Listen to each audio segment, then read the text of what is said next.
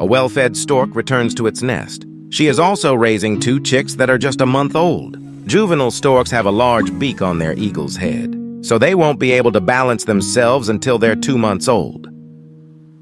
Usually the storks give priority to the stronger chick. The weak chicks will be ignored by their mother when they beg for food.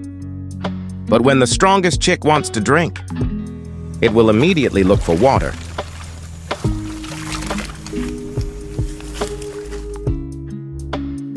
The older chick attacks the younger one.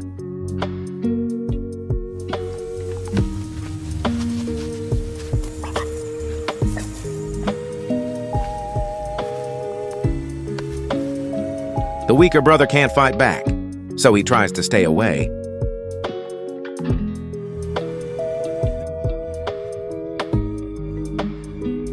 The mother stork, returning with water, sees everything